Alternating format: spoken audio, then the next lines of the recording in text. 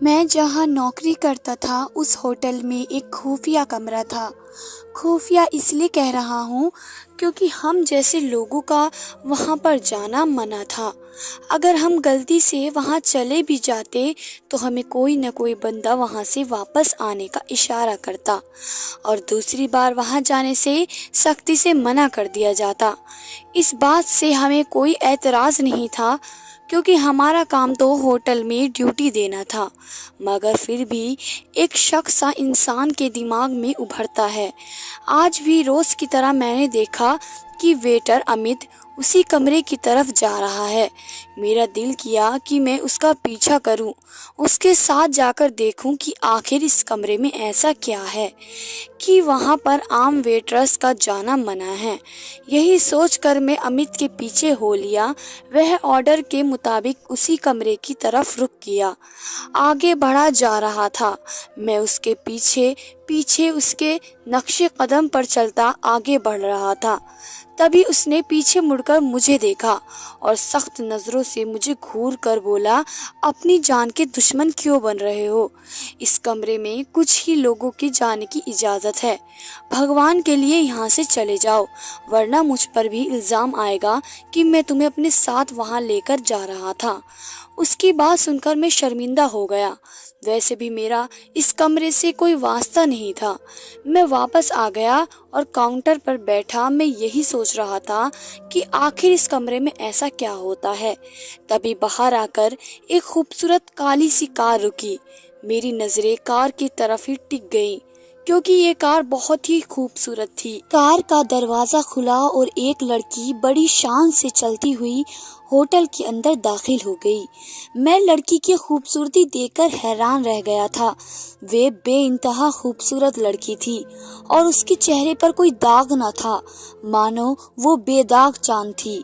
मैं उस पर नजरें जमाए बैठा ही था कि एक ग्राहक का ऑर्डर आया। मैं ऑर्डर लेने लगा तभी वह लड़की उसी कमरे की तरफ जाती दिखाई दी। मेरा दिल बुझ सा गया। पास बैठे दोस्त से मैंने कान में आहिस्ता से कहा, ये लड़की इस कमरे की तरफ जा रही है जहां हमारा जाना मना है। तुम क्या कहते हो कि लड़की यहाँ क्यों आई है? मेरी बात पर अमित सोच में पड़ गया। यार, तुम आजकल की लड़की को जानते नहीं हो, पैसे और मतलब की खातिर कुछ भी करने को तैयार हो जाती हैं। ये लड़की भी उन्हीं लड़कियों में से एक होगी।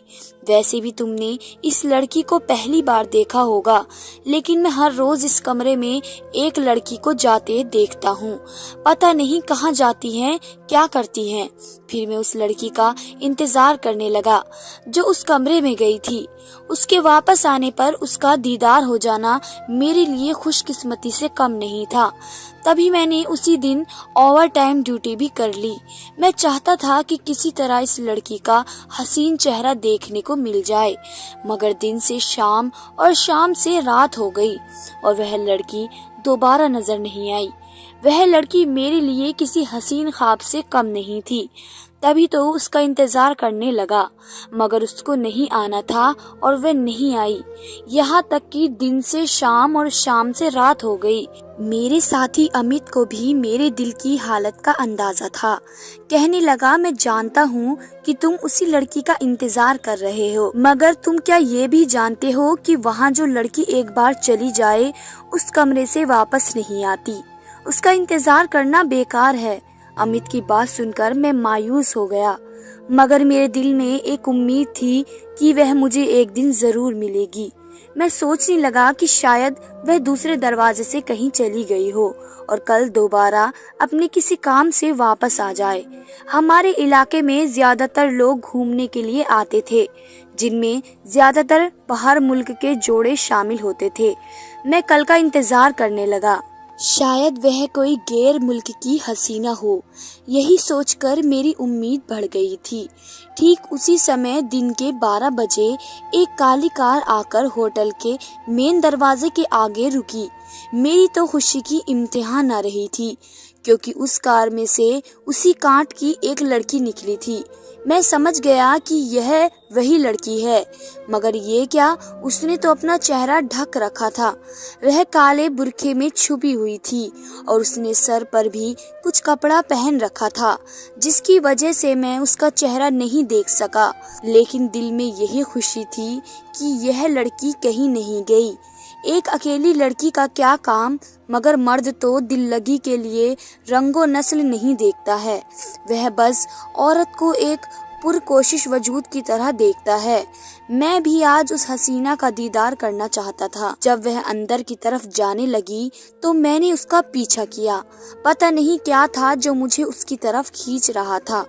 अमित ने मुझे मना भी किया कि अगर तुम्हें मालिक के उस खास वेटर ने देख लिया तो वह तुम्हें अच्छी खासी डांट सुनाएगा, क्योंकि गाड़ी से निकलने वाली लड़कियों को उस लड़के के साथ अमित ही अंदर कमरे तक लेकर जाता था। पर उस दिन मुझसे सब्र नहीं हुआ। मैं उस लड़की के पीछे पीछे चल पड़ा। बात सुनिए, मैंने उससे बात करने की कोशिश की, मगर उसने अपनी रफ्तार तेज कर दी। उसका बुर्खा उसके कदमों में आ रहा था और वह बहुत परेशान और नर्वस लग रही थी। लगता था कि उसे मेरा बुलाना अच्छा नहीं लगा, मगर वह वही लड़की थी, मेरा दिल कह रहा था। तभी आगे बढ़कर मैंने उसका रास्ता रोक लिया, मगर ये देखकर मेरी आंखें फटी की फटी रह गई, क्योंकि यह वही लड़की नहीं थी, बल्कि मेरी अपनी सगी बहन थी। तुम यहाँ कैसे आई? मैंने उससे हैरत से पूछा। उसने मेरी बात का कोई जवाब नहीं दिया। उसी वक्त वहाँ मालिक का खास वेटर आ टपका और मुझे गुस्से भरी निगाहों से देखकर बोला, तुम यहाँ क्या कर रहे हो? मालिक को तुम्हारी शिकायत लगाऊंगा। लगता है आजकल तुम इस कमरे के आसपास ज्यादा ही मंडराने लगे हो। तुम्हारा इलाज करना पड़ेगा। उसने मुझे तेवर दिखाए, मगर मुझे कोई फर्क नहीं पड़ा, क्योंकि मेरी अपनी सगी बहन आज उस कमरे में जा रही थी और मुझसे सब्र नहीं हो रहा था कि मैं उसे इस कमरे से खींचकर बाहर ले आऊं। इस कमरे में आज तक जो लड़की गई थी, अमित को छोड़कर के वह वापस नहीं आई थी, मगर मैं किसी को बता भी नहीं सकता था कि मेरी बहन इस होटल के उस खुफिया कमरे में गई है। आखिर यह मेरी इज्जत का सवाल था कि मैं किसी से मदद भी नहीं मांग सकता। मैं इसकी बात पर सर झुकाकर वहां से चला आया, क्योंकि उस वक्त सिक्योरिटी गार्ड भी वहीं खड़ा मुझे देख रहा था। होटल की इतनी बड़ी मैनेजमेंट से पंगा लेना मेरे बस की बात नहीं थी। फिर मैं खामोश होकर काउंटर पर वापस अमित के पास आकर बैठ गया। हो गया दीदार भाभी का? मेरे पास कोई जवाब नहीं था। नहीं यार, एक बहुत बड़ी दिक्कत हो गई है। मैंने अमित को सारी कहानी बताने का फैसला किया, क्योंकि अमित को बताए बगैर बहन को बचाने का कोई चारा भी नहीं था। उसे बताए बगैर मैं अपनी बहन की मदद नहीं कर सकता था। एक यही था जो मेरी मदद कर सकता था। वह कमरा जहां मेरी बहन गई थी, उसके बारे में किसी भी वेटर की अच्छी राय नहीं थी। मेरा तो दिल कांप रहा था। मेरे माथे पर एक तनाव सा था। मैं अपनी बहन के बारे में सोच सोच कर ही कांप रहा था कि आखिर मेरी बहन के साथ उस बंद कमरे में क्या हो रहा होगा। थोड़ी देर के बाद अमित ने मालिक के उस खास वेटर से ना जाने क्या बात कही कि उसे रहम आ गया। शायद वह भी बहन बेटियों वाला था, इसलिए मेरी मजबूरी समझ गया था। मगर हम सब यहाँ वेटर थे, एक हद से ज्यादा एक दूसरे की मदद भी नहीं कर सकते थे। उसने मुझे इजाजत तो दे दी, मगर सिर्फ और सिर्फ मेरे अपने रिस्क पर। मैं फौरन उस कमरे की तरफ बढ़ा। मेरे ख्याल से तो उस कमरे को अंदर से बंद होना चाहिए था, मगर मैंने जैसे ही चाबी घुमाई तो देखा कि कमरे का दरवाजा आसानी से खुल गया। लेकिन धड़कते दिल के साथ जैसे ही मैंने कमरे का दरवाजा खोला तो कमरे को एकदम खाली पाया। कमरे में मौजूद मखमली पर्दे सरसर कर रहे थे और इस कमरे में किसी तरह की कोई हरकत नहीं थी। मुझे बहुत अजीब सा लगा। अभी तो मेरी बहन इस कमरे में दाखिल हुई थी, अभी के अभी वह कहाँ चली गई? यही सोच सोच कर मेरा दिमाग खराब हो रहा था। साथ ही लगे अटैच बाथरूम को भी अच्छी तरह देख लिया। बेड के नीचे भी झांक कर देखा, अलमारियों तक को खंगाल डाला, मगर मेरी बहन कहीं नहीं थी। होती तो मिलती, परेशानी की वजह से मुझे कुछ समझ नहीं आ रहा था कि क्या करूं। इतने में बाहर से किसी के कदमों की आवाज सुनाई दी। यह वही लड़का था जो मुझे बाहर आने का इशारा कर रहा था। मजबूरन मैं फौरन उस कमरे से बाहर निकला। बाहर निकलते ही मैंने उस लड़के से पूछा, तुम इस कमरे में क्या करने आते थे? यह कमरा तो खाली है, उसमें तो कोई नहीं है। मैं तो यहाँ शरबत देने आता था। 2 गिलास शरबत के मुझे दिए जाते थे, वही इस कमरे में पहुंचाने आता था। एक औरत मुझसे वह गिलास ले लेती है, इसके बाद मैं वापस आ जाता हूँ। मुझे नहीं पता कि यहाँ क्या होता है। इसकी बात सुनकर मैं हैरान रह गया। मेरी समझ में नहीं आ रहा था कि मेरी बहन आखिर इस कमरे में गई कहाँ। उससे पहले कि हम वहां से अपने कदम हटाते, मुझे कमरे की कालीन में कुछ हरकत सी महसूस हुई। मैं अंदर जाने ही लगा, उस लड़के ने मुझे खबरदार कर दिया और फिर एकदम कमरे की बिजली बंद हो गई। हमें वहां से वापस आना पड़ा। यह जगह खतरनाक थी, यहाँ जाने आसान बात नहीं थी, मगर यह लड़का मेरी मजबूरी समझता था। तब उसने एक सिक्योरिटी गार्ड को, जो उसका दोस्त था, उसने उसे सारी बात समझाई। वह सिक्योरिटी गार्ड एक बुजुर्ग आदमी था। वह भी हमारी मजबूरी तकरीबन समझ ही गया था। उसने भी जब मेरी बहन के बारे में जाना तो वह भी हमारी मदद करने के लिए तैयार हो गया। बोला कि मैं तुम्हें जाने की इजाजत तो दे दूंगा, तुम उस कमरे में जाकर जो चाहे करो, अच्छी तरह अपनी तसल्ली कर लो, मगर इस कमरे में आज तक जो भी लड़की गई है वह दोबारा कभी बाहर नहीं आई। उस कमरे में अजीब तरह की बातें मशहूर हैं, लेकिन अगर तुम्हारे मुताबिक वह कमरा खाली था तो इस बात का यकीन खुद भी कर लो, हो सकता है तुम्हारी बहन किसी दूसरे कमरे में गई हो। चाचा की बात सुनकर मुझे गुस्सा तो बहुत आया, मगर मैं खामोश रहा।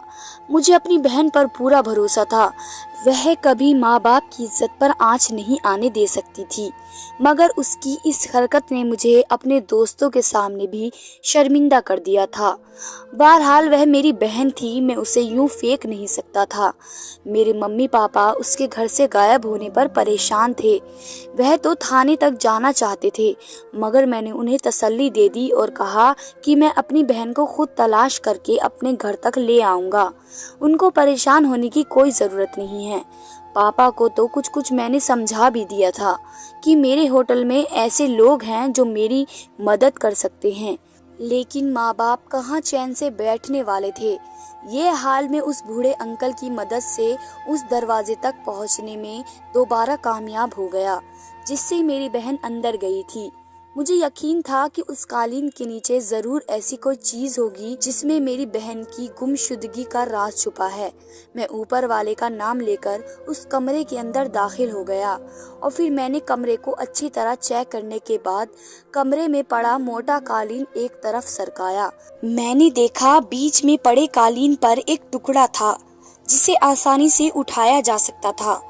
टुकड़ा हटाने के बाद अंदर बने एक लोहे के दरवाजे पर मेरी नजर पड़ी तो मैंने उसे अपने दोनों हाथों से आहिस्ता से उठाकर दूसरी तरफ रखा और फिर नीचे बनी सीढ़ियों पर कदम रख दिया। जान गया था कि होटल के इस कमरे में किसी तहखाने का रास्ता है।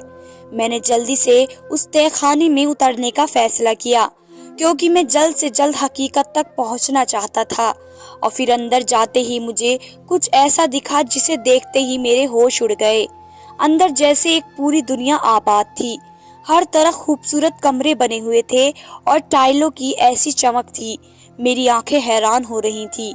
लगता था कि यहाँ पर मौजूद लोग दूसरी ही दुनिया के रहने वाले हैं। हर तरफ खूबसूरती ही खूबसूरती थी। पुल के पास बैठी लड़कियां बेहद हसीन लग रही थी। लड़कियों की तादाद कोई करीब 10-12 के करीब होगी, जबकि अमित के मुताबिक यहाँ तक 50 लड़कियां आकर होटल के कमरे में गायब हुई थी। मुझे अपनी बहन को ढूंढना था, मगर अभी मैं हैरान परेशान खड़ा उस महल जैसे तहखाने को देख रहा था कि मुझे अपने पीछे किसी के होने का एहसास हुआ। और इससे पहले कि मैं पीछे मुड़कर देखता, किसी ने मेरे सर पर दबाव डाला। कोई चीज मेरे सर पर मारी गई और फिर मैं बेहोश हो गया। जब मेरी आंख खुली तो कई घंटे गुजर चुके थे, मगर मेरी खुशकिस्मती के मैंने अपने सामने उसी सिक्योरिटी गार्ड को पाया जिससे कुछ देर पहले ही मेरी मुलाकात हुई थी। मैंने उससे पूछा कि मैं कहाँ हूँ। उसने बड़ी मुश्किल से बताया कि मैं होटल के तहखाने में कैद हूँ, जहाँ आते हुए तुम सिक्योरिटी की नज़र में आ गए थे। मगर उस बूढ़े गार्ड ने न जाने कैसे सिक्योरिटी से बातचीत करके मुझ तक पहुंचकर मुझे बचाया, मेरा ख्याल रखा और मुझे होश में लाने की कोशिश की। मैं उनका शुक्रगुजार था, मगर उनकी परेशानी मुझे साफ नजर आ रही थी। बेटा जल्दी करो, तुम्हें यहाँ से जल्द जाना होगा, क्योंकि मैं यहाँ पर बहुत ही ज्यादा मुश्किल से आया हूँ। न सिर्फ मेरी जान बल्कि मेरी नौकरी को भी खतरा है। बेटा तुम अपनी बहन के पीछे यहाँ तक आए हो, इसलिए मैंने तुम्हारी मदद की है, वरना यहाँ तक आने वाली लड़कियों को एक अच्छी लड़की समझने की गलती मत करना। मैं इस खेल से वाकिफ तो था, मगर ये नहीं जानता था कि यहाँ पर कोई तय खाना बनाया गया है जहाँ पर इन सब लड़कियों को कैद किया जाता है और यहाँ का मालिक इन्हें अपने मकसद के लिए इस्तेमाल करता है। मैं तो तुम्हारी बहन को पहचानता भी नहीं हूँ। तुम्हें खुद उन लड़कियों में से अपनी बहन को तलाश करना होगा। उसके बाद मैं तुम्हें एक रास्ता बताऊंगा जिससे होते हुए तुम इस तहखाने से बाहर निकल जाओगे। मगर ध्यान रहे, कोई चालाकी दिखाने की कोशिश मत करना। सिर्फ अपनी बहन को यहाँ से लेकर जाना, कोई चीज उठाना मत और ना ही किसी से कोई फालतू की बातें करना। मैं तुम्हारे लिए सब इंतजाम कर दूंगा। जल्दी से जाकर अपनी बहन को पहचानो। मैं बूढ़े अंकल की बात सुनने के बाद वहाँ से उठा और उठकर दूसरे कमरे में आ गया, जो खुले हॉल जैसा था।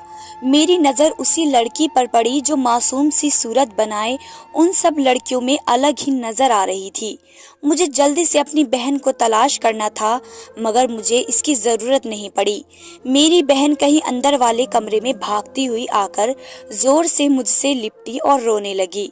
अपनी बहन को ऐसी हालत में देखकर मेरा सर शर्म से झुक गया और बिना किसी बातचीत में उसे वहां से बाहर ले आया। बूढ़े गार्ड के बताए हुए रास्ते से मैं वहां से निकल गया। उस लड़की का ख्याल मुझे अभी भी सता रहा था। मैं उसे भी इस नर्क से निकालना चाहता था। सच पूछो तो मेरी पहली नज़र उसी पर पड़ी थी, मगर मुझे अपनी बहन की इज्जत प्यारी थी, इसलिए सबसे पहले मैं अपनी बहन को ही वहां से बाहर लाया। मेरी बहन मुझसे माफ़ी मांगने लगी। मैंने उसकी किसी बात पर कोई खास ध्यान ना दिया, बस उसे जल्दी से गाड़ी में बैठाकर घर ले आया। घर आकर मैंने उसे गाड़ी से घसीटते हुए बाहर निकाला और माँ बाप के सामने किसी मुजरिम की तरह पेश किया। वह भी डर के मारे कांप रही थी। उसने बताया वह वहाँ किसी से मिलने नहीं बल्कि एक नौकरी की तलाश में गई थी, जिसके बारे में बताया जा रहा था कि सैलरी बहुत ही ज्यादा है। मेरी बहन मेरी मदद करना चाहती थी, मेरा बोझ कम करना चाहती थी, इसलिए उसने यह कदम उठाया था। वह जानती थी कि मैं इस होटल में पहले से ही जॉब करता हूँ, इसलिए उसे यहाँ के लोगों पर भरोसा भी था। क्योंकि मैं घर में अपने बॉस, अपने मैनेजमेंट की हमेशा तारीफ किया करता था, वो मुझे बिना बताए अपनी जॉब का सरप्राइज देना चाहती थी। मगर मेरी बहन को शायद इस जालिम जमाने का नहीं पता था। ये जरूरी नहीं है कि हर अच्छा नजर आने वाला इंसान अंदर से भी अच्छा हो, उसके कई रंग हो सकते हैं। हम सब शुक्रगुजार थे कि मेरी बहन एक बड़े हादसे का शिकार होने से बच गई। मैंने अमित और उसके दोस्त और सिक्योरिटी गार्ड से दोबारा बात की कि इस खुफिया तहखाने को पुलिस की मदद से उन गुनाहों और बुराइयों का अड्डा बनने से रोका जाए जो ना निकलने वाली दलदल की तरह होती हैं।